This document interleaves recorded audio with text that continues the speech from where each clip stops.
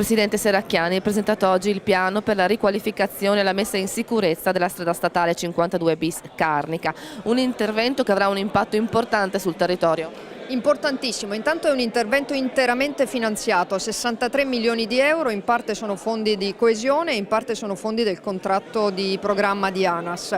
Interamente finanziato per fare gli interventi che questa strada, ma direi tutto il territorio, attendeva da troppo tempo, quindi la messa in sicurezza della strada, l'attenzione agli attraversamenti urbani, le rotatorie che mancavano in alcuni luoghi proprio per la sicurezza stradale, dall'altra la maggiore fluidità del corso, che abbiamo accompagnato però anche con un importante accordo che ha fatto nascere un tavolo di lavoro con la Carinzia, con l'Austria, proprio perché essendo un'area poi di confine abbiamo la necessità di un intervento condiviso con i nostri vicini. Quindi il lavoro andrà avanti e continuerà ad andare avanti, ma intanto siamo in grado di fare gli interventi di messa in sicurezza, di messa a norma e di fluidità del traffico e li faremo anche in tempi brevi, con interventi distinti, puntuali, non sarà un appalto unico, saranno appunto diversi appalti, questo ci permetterà di andare avanti direi anche velocemente e ci sono alcuni interventi che sono già immediatamente cantierabili.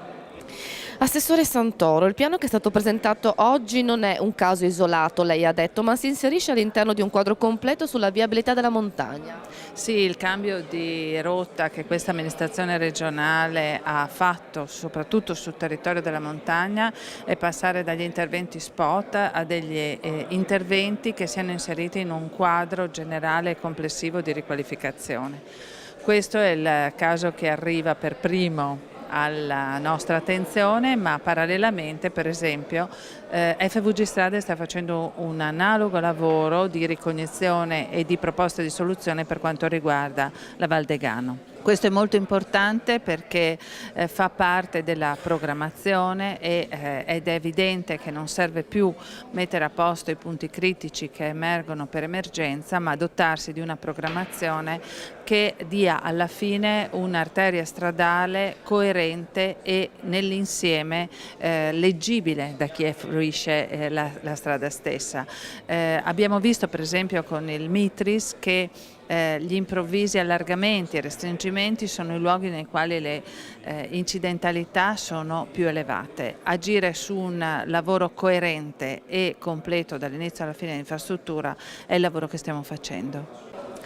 Gianni Vittorio Armani, presidente di ANAS, presentato oggi un piano molto importante, frutto di una condivisione col territorio. Quali sono gli elementi fondamentali e i benefici di questo piano?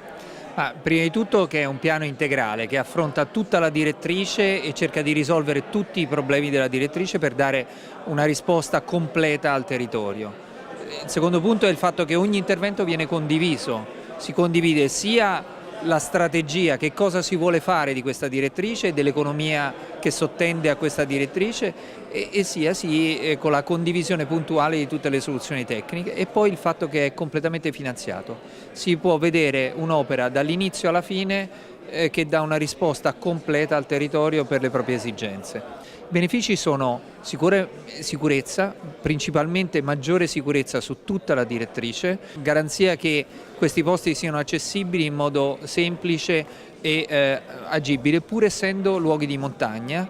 Queste le risposte principali e poi ovviamente una risposta economica. Avere delle infrastrutture che siano accessibili danno anche una risposta di accessibilità al turismo di queste zone che è sicuramente una leva importante per l'economia.